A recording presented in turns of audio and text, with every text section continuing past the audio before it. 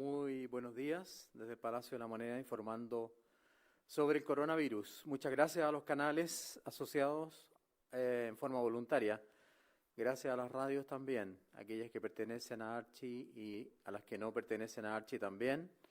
Gracias al equipo comunicacional de la Moneda y a los periodistas presentes. Para el informe de hoy, el informe que sale todos los días, tenemos que comunicar que los casos nuevos alcanzan a 1.988 casos nuevos, es decir, bajo 2.000 nuevamente. Y con respecto a la variación de casos nuevos, han disminuido en un 10% a nivel nacional en los últimos 14 días. La tasa de positividad de la reacción de polimerasa en cadena también alcanza al 8% a nivel nacional y mantenemos un 7% de reacción de polimerasa en cadena a nivel de la región metropolitana. Todos estos índices son muy buenos, muy positivos.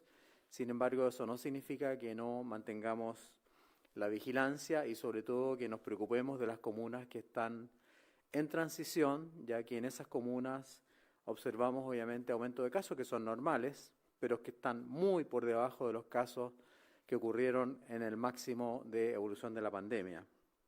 La ocupación de camas a su vez, la ocupación de camas de unidades de cuidados intensivos del sistema integrado COVID alcanza actualmente al 79% a nivel nacional y ninguna región tiene más de 85% de ocupación de camas. Ninguna región en este minuto está en rojo. Como autoridad sanitaria mantenemos la preocupación por la evolución de la pandemia. Y desde hace 2 semanas hemos iniciado la búsqueda activa de casos, que hemos llamado BAC. La búsqueda activa de casos significa que vamos a testear a personas que no tienen síntomas, que no están consultando, y se hace incluso a nivel local, se va a buscar a la persona. En ese grupo de personas, la positividad del PCR es del 4,4% solamente. En cambio, cuando nosotros vamos a buscar casos positivos o casos sintomáticos más bien, la positividad es del 17%. Por lo tanto, estamos haciendo un esfuerzo para detectar justamente personas que no son sintomáticas y eso nos ha permitido aumentar enormemente la posibilidad de detectar personas, porque aunque no son sintomáticas y tienen un examen positivo, esas personas inmediatamente son trazadas y son aisladas, lo que nos va a permitir, obviamente, si Dios quiere, llevar un mejor control de la diseminación del virus. Es por eso que en las últimas semanas hemos hecho en los últimos días, más de 20.000 exámenes de PCR, incluso llegamos al récord de 28.000 exámenes en un solo día y seguiremos avanzando en esa línea. A continuación, le doy la palabra a nuestro subsecretario, Arturo Zúñiga, para el informe de datos del día. Muy buenos días. La situación en nuestro país es la siguiente. Las últimas 24 horas han informado 1.988 casos nuevos de coronavirus, de los cuales 1.319 son personas sintomáticas y 605 son personas asintomáticas, que es justamente a lo que se refería el ministro París en esto de la búsqueda activa de casos y la importancia que está teniendo en el número total de casos positivos que estamos informando diariamente. Con esto, la cifra total de personas diagnosticadas con coronavirus en el país alcanza la cifra de 375.044, de las cuales 347.342 ya se han recuperado. En cuanto a las personas que han fallecido, de acuerdo a los decesos inscritos, son 62 durante las últimas 24 horas, con lo cual la cifra asciende a 10.139 personas. En cuanto a la cantidad de personas que se encuentran hospitalizadas en las unidades de cuidados intensivos, al día de hoy tenemos registradas 1.280 personas, con 203 de ellas en un estado crítico. En cuanto a la cantidad de ventiladores disponibles, la cifra sigue subiendo. Hoy día tenemos 601 ventiladores disponibles. La red de laboratorios durante las últimas 24 horas informó 26.012 exámenes, totalizando 1.867.367 en todo nuestro país. Finalmente, en cuanto a las residencias sanitarias, hoy disponemos de 156 recintos de hospedaje con 10.748 cupos para poder ofrecerlos a cualquier ciudadano que hoy día no tenga las condiciones en su hogar para poder realizar una cuarentena de forma efectiva. Y recordar que esto es totalmente gratuito y pueden llamar al teléfono 800-726-666 para poder solicitar un cupo en alguna de estas residencias. Eso es todo en cuanto al reporte del día de hoy, ministro. Gracias, subsecretario Zúñiga. A continuación, estamos atentos a las preguntas de la prensa, por favor. Muy buenos días. Quería preguntarles si se han vuelto a reunir con la ministra del Deporte y la ANFP para poder definir una fecha ya del retorno del fútbol a nuestro país. Muchas gracias por la pregunta. La doctora Daza contestará a esta primera pregunta. Bueno, con respecto a las actividades deportivas en su conjunto, quiero decir que sí, nosotros hemos tenido reuniones, conversaciones con el Ministerio del Deporte, con la ministra Pérez, acerca de la actividad deportiva. Quiero decir que hoy día en la etapa de transición están permitidas las actividades deportivas en lugares públicos hasta 10 personas, manteniendo obviamente el distanciamiento físico y manteniendo todas las medidas de control sanitario. Sin embargo, nos parece prudente seguir avanzando en estas medidas y en la resolución del día de mañana también van a estar permitidas todas las actividades deportivas en la etapa de transición en todos los lugares abiertos. Eso es importante decir, lugares abiertos, tanto públicos como privados, sí manteniendo cerrados los lugares comunes y manteniendo cerrados los camarines. Con respecto particularmente al fútbol, el Ministerio del Deporte ha tenido reuniones y sé que estaba en reunión ahora particularmente el subsecretario del Deporte, porque particularmente este es un deporte que requiere un contacto físico más estrecho, por lo tanto nos parece prudente seguir mirando esta actividad desde el punto de vista del Ministerio del Deporte. Como Ministerio de Salud, nosotros sí tenemos que tener lineamientos claros que pueden estar permitidas las actividades deportivas que mantengan el distanciamiento físico de 1 metro para disminuir la posibilidad de la propagación del virus. Muchas gracias, doctora Daza. Siguiente pregunta. Muy buenos días. Quería preguntar por el permiso para los niños, en un poquito de más detalle al respecto, cuándo comienza a regir, hasta qué edad se va a poder salir acompañado de un adulto. Y segundo lugar, hay preocupación también en algunas comunas por el retorno a clases, en el sentido de que en fase 4 y fase 5 hay un decreto ya publicado que los colegios podrían comenzar a operar, pero hay una alta resistencia por parte de padres y apoderados de que esto sea efectivo. Muchas gracias por la pregunta. Con respecto a los niños, contestará nuestra subsecretaria, Paula Daza. En relación al permiso de los niños, quiero decir que lo vamos a dar a conocer en los próximos días, entre el día miércoles y el día jueves, para que este empiece a ser operativo a partir del próximo lunes de la próxima semana, el lunes 17. Las limitaciones van a ser 3 veces por semana. Por supuesto que van a ser los días que no salen los adultos mayores para evitar el contacto directo entre niños y adultos mayores. Lo segundo, que los niños van a tener permiso, van a poder salir siempre y cuando salgan con un adulto hasta los 14 años. Los adultos que salgan con el niño, la persona adulta que salga con los niños va a tener que pedir un permiso a través de comisaría virtual. Los niños mayores de 14 años pueden salir sin un acompañante y son ellos los que van a tener acceso a este permiso. Van a ser permisos que van a ser temporales durante un periodo de tiempo, por supuesto que evitando absolutamente la asistencia a lugares como ir de compras, ir a hacer un trámite o ir a visitar a un familiar, es decir, son permisos para que los niños puedan salir al exterior, estar en un lugar abierto, porque sabemos que esos son los lugares donde, primero que nada, tiene un beneficio para el niño poder salir a jugar, a correr, a estar al aire libre y también la disminución de la posibilidad de contagio. Por lo tanto, vamos a dar a conocerlo en los próximos días y esas son las restricciones, las limitaciones y los permisos que vamos a dar a conocer. Paso a paso iremos dando más libertad y me parece muy interesante que los niños mayores de 14 años puedan ellos pedir también su autorización, pero eso requiere mucho más responsabilidad. Con respecto a la apertura de las escuelas, hasta el momento la apertura de las escuelas se ha llevado a cabo a petición de los sostenedores, que han sido alcaldes a los cuales quiero felicitar, por ejemplo el alcalde de Isla de Pascua. Y la apertura de las escuelas, que ya lo he dicho en repetidas oportunidades, depende del Ministerio de Educación, no del Ministerio de Salud. Lo que hace el Ministerio de Salud, a través de sus respectivas subsecretarías, es preparar los protocolos y hacerlos cumplir, obviamente, para que se respeten las normas sanitarias en aquellas escuelas que vayan a ser abiertas.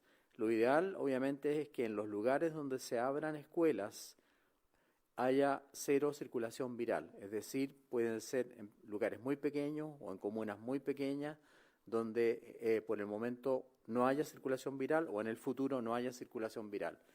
Pero lo más fundamental es que eso depende de nuestro ministro de Educación y del Ministerio de Educación, y ellos son los que tienen que tomar esa medida y lo han hecho generalmente y siempre en contacto con el sostenedor, que muchas veces es el que pide la apertura. Si los papás tienen temor, si los apoderados tienen temor, yo creo que hay que comprenderlos, hay que entenderlos. Y obviamente se tratará de tomar todas las medidas sanitarias para evitar la diseminación del virus dentro de las escuelas. Muchas gracias. Ministro, buenos días.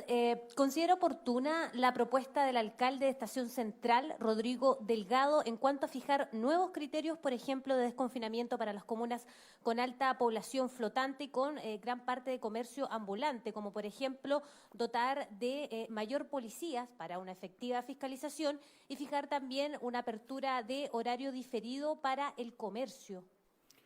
Muchas gracias por su pregunta. El subsecretario Zúñiga dará respuesta a esta inquietud. Bueno, el plan paso a paso precisamente se hace cargo de las realidades locales de cada región, de cada ciudad, de cada territorio, de cada comuna, ¿ya? Eso es lo fundamental de este plan paso a paso. Es de toda lógica que las comunas que vayan avanzando tengan un comportamiento similar al de una comuna adyacente. Y hemos visto ejemplos muy concretos de eso que ya ha ocurrido en nuestro país. Tenemos el ejemplo, por ejemplo, de Alto Hospicio con Iquique, de Temuco con Padre Las Casas, de La Serena con Coquimbo, de Viña del Mar con Valparaíso, y eso también ocurre también en la región metropolitana, ¿ya? Por lo que es de esperar que los cambios se sigan dando en conjunto, de una comuna adyacente a una comuna que a lo mejor ya avanzó, o en bloques también, como lo he sugerido con los ejemplos anteriores. Y independiente de que hayan indicadores que aplican para todo el país, para todas las regiones, para todas las comunas, para todas las ciudades, sí existe una consideración en cuanto a la realidad local de cada una de las comunas. En este caso, en el ejemplo que se dio, obviamente se considera la realidad de Estación Central para tomar una decisión que vaya en beneficio del cuidado de la salud de la población. Sabemos que en Estación Central existe obviamente una mayor circulación de población flotante debido a que se encuentran las estaciones de buses interregionales, sabemos que tiene una gran cantidad también de población flotante, de comercio, y todas esas consideraciones son consideradas, son tomadas en cuenta al momento de tomar una decisión de avanzar o retroceder, independiente en este caso del ejemplo de la comuna de Estación Central. Muchas gracias, subsecretario Zúñiga. Siguiente pregunta. Ministro, buenos días. Hay una investigación de la Universidad de California en San Francisco, Estados Unidos, que dio con un inhibidor del virus, que lo que hace es bloquear su adhesión una vez que ingresa al organismo, principalmente por la nariz. En esta investigación ha participado un chileno, Sebastián Bernales, y él decía hoy día en una entrevista que su anhelo es poder producir esto a gran escala a través de los laboratorios y traerlo a Chile antes de fin de año. ¿El MinSal estaría dispuesto a ayudar en esta misión, en esta investigación científica, y quizás podría ser esto una buena alternativa mientras no tengamos una vacuna? Esta es una investigación muy interesante y voy a permitirme dar una explicación. Lo que ha hecho el profesor Bernales es descubrir un bloqueador de la proteína Skype que tiene el coronavirus en su superficie. Esta proteína Skype lo que hace es unir al virus a la mucosa nasal, fundamentalmente, pero también puede descender hasta el pulmón. Lo que ha descubierto este grupo de investigadores es un bloqueador de esta unión, es decir, una especie de tapón, llaman ellos, que impida que el virus, utilizando esta proteína Skype, se una a la mucosa de la nariz y por lo tanto evita que el virus ingrese al organismo. Me parece una investigación muy interesante, vamos a estudiarla con calma. Creo que, como lo he dicho otras veces, esto siempre tiene que ser consultado al equipo asesor en pandemia del Ministerio de Salud, y si es una especie de medicamento, tiene que ser aprobado además por el ISP. Hay que recordar también, y quiero obviamente no pasar de largo, que hay otro medicamento similar, que es un medicamento que ha sido propuesto por la Universidad de Concepción, que es el interferón alfa, que actuaría de manera similar. Sin embargo, esta proteína o este bloqueador de la proteína Skype no tiene efectos sobre los pacientes inmunodeprimidos o aquellos que tienen o están recibiendo medicamentos contra la inmunodepresión o para deprimir el sistema inmune de la persona. Por lo tanto, siendo muy interesante, hay que someterla, como yo dije, a los estudios respectivos en Chile. Felicito a los investigadores chilenos que están tratando de buscar curas para el coronavirus y creo que es muy interesante, repito, esta investigación. Muchas gracias. Última pregunta. Sí, buenas tardes, ministro. Buenas tardes, subsecretaria, subsecretario. En el último mes, desde el 10 de julio hasta la fecha, tenemos un promedio de 2.152 nuevos casos diarios.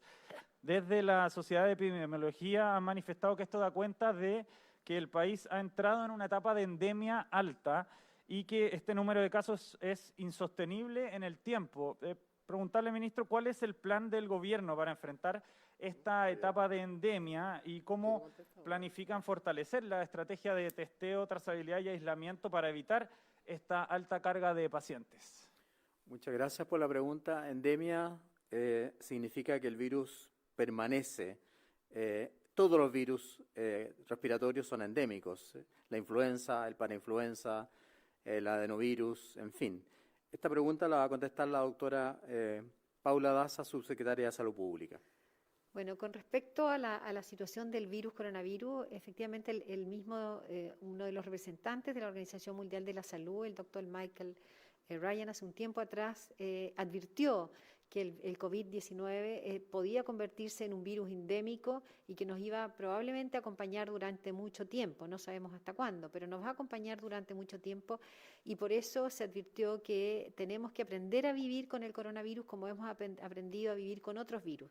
En relación a la endemia alta, efectivamente nosotros hemos fortalecido en forma muy importante la estrategia de testeo.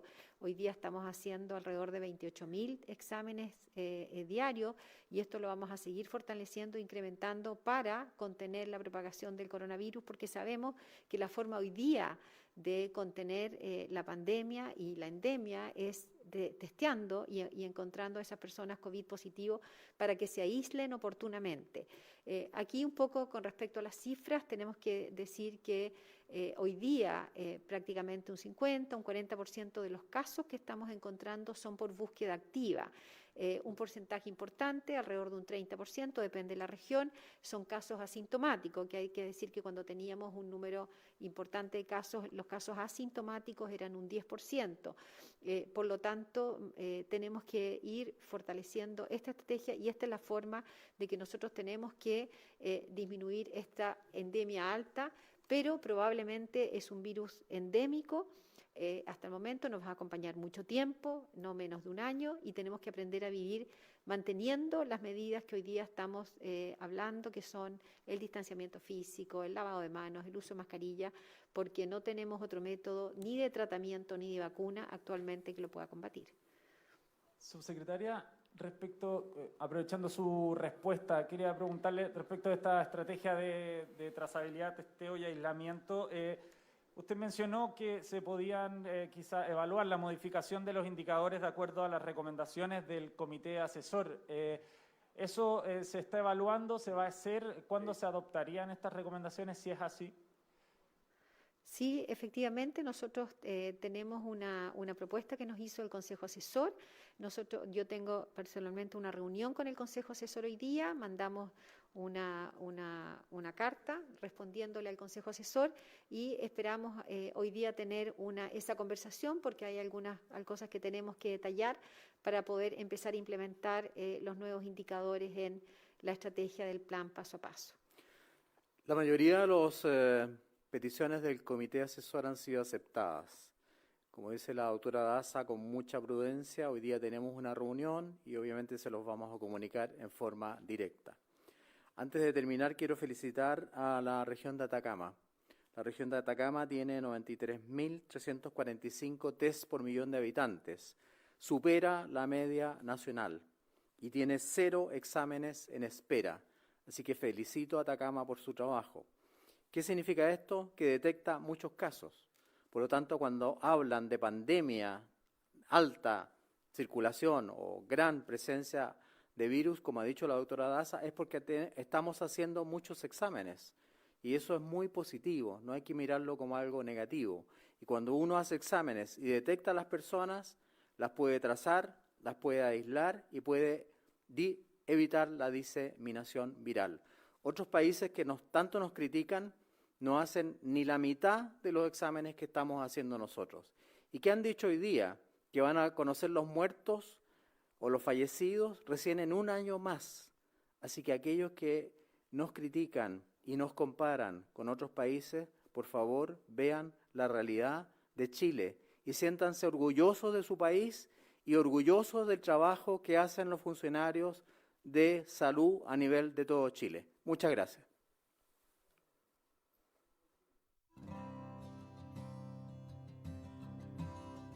Transmitió el Gobierno de Chile. Agradecemos a los canales de televisión y radioemisoras que integraron esta red voluntaria.